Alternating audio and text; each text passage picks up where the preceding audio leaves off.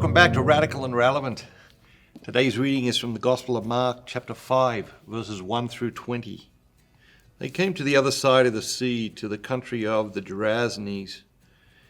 And when he had come out of the boat, there met him out of the tombs a man with an unclean spirit, who lived among the tombs. And no one could bind him any more, even with a chain, for he had often been bound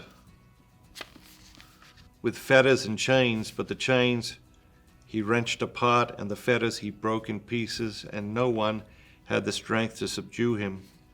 Night and day among the tombs and on the mountains he was always crying out and bruising himself with stones. And when he saw Jesus from afar, he ran and worshipped him, and crying out in a loud voice, he said, "What have you to do with me, Jesus, Son of the Most High?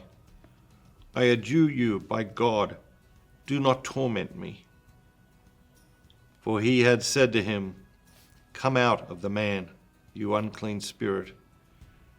And Jesus asked him, "What is your name?" He replied, "My name is Legion, for we are many." And he begged him eagerly not to send him out of the country. Now a great herd of swine was feeding there on the hillside, and they begged him, "Send us into the swine, let us enter them." So he gave them leave, and the unclean spirits came out and entered the swine.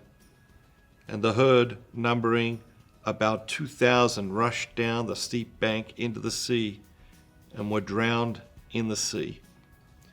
The herdsmen fled and told it in the city and in the country, and people came to see what it was that had happened.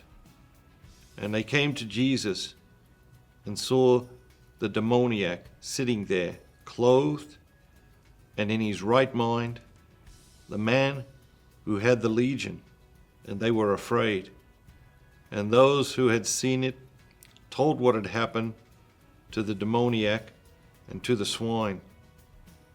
And they began to beg Jesus to depart from their neighborhood. And as he was getting into the boat, the man who had been possessed with demons begged him that he might be with him.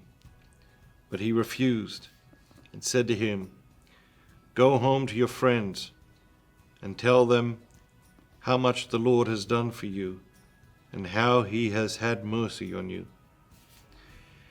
And he went away and began to proclaim in the Decapolis how much Jesus had done for him, and all men marveled.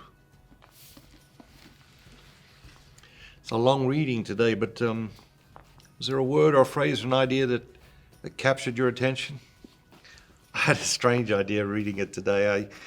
I got this image of these 2,000 sheep, or swine rather, rushing down this mountain and drowning in the ocean because this legion of demons have been sent into them.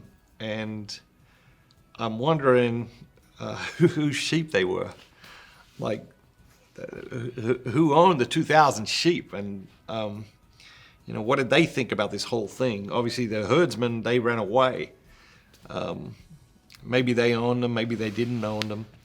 The other thing that struck me was that the people are like telling Jesus, like, get out of our town, because they're afraid.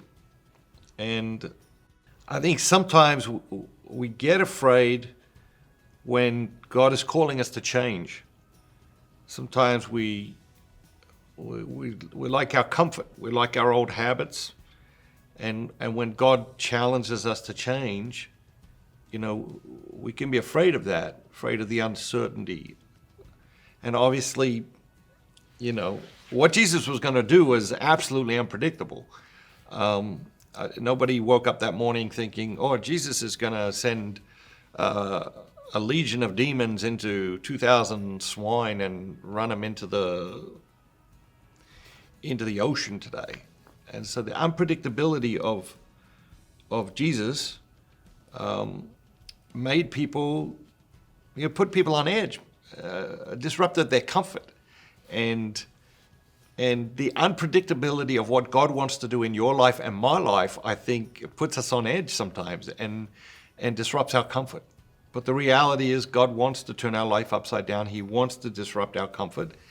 And what he wants to do in our lives is unpredictable and beautiful and amazing and wonderful if we would just open ourselves up to it.